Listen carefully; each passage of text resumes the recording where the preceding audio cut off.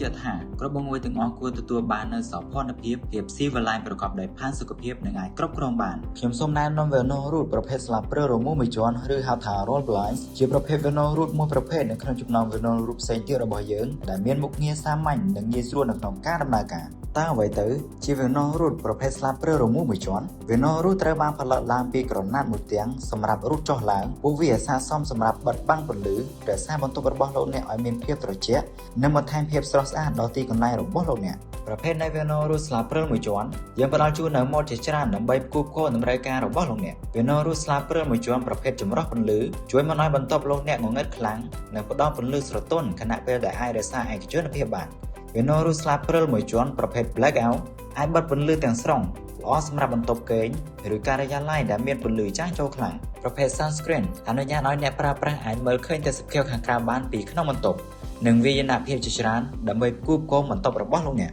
នៅ MBC យើងយកចិត្តទុកដាក់ឬ care ចំពោះអ្នកប្រើប្រាស់គ្រប់រូប care មានន័យថា C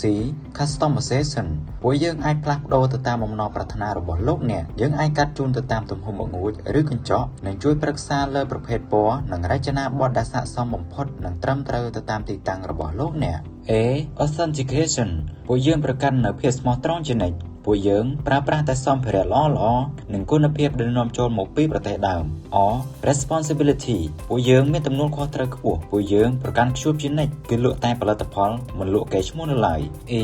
excellent service ពួកយើងផ្ដល់នូវសេវាកម្មរហ័សទាន់ចិត្តយើងមានក្រុមការងារច្រើនដែលអាចបំពេញការងារជូនលោកអ្នកឲ្យបានលឿនទាន់ពេលវេលានិងដោយស្មារតីប្រុងប្រយ័ត្នខ្ពស់មិនត្រឹមតែប៉ុណ្ណោះក៏មានការធានារយៈពេល12ខែសម្រាប់ក្រណាត់ខ្សែនិងគ្រឿងបន្លាស់ផ្សេងៗទៀតទាំងអស់និងតម្លើងជូនដោយមិនគិតថ្លៃសម្រាប់ទីតាំងភ្នំពេញផ្ដល់សេវាកម្មក្រោយពេលលក់ដោយភាពរួសរាយនិងចាត់ទុកពេលវេលាអតិថិជនជាអាទិភាពខ្ពស់ស្រស់ស្អាតស៊ីវិល័យគុណភាពខ្ពស់ប្រកបដោយផាសុកភាព MBC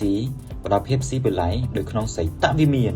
សូមទំនាក់ទំនងមកកាន់យើងខ្ញុំថ្ងៃនេះដើម្បីសោភ័ណភាពនិងភាពស៊ីវិល័យនៅតាមបង្អួចរបស់លោកអ្នកសូមអរគុណ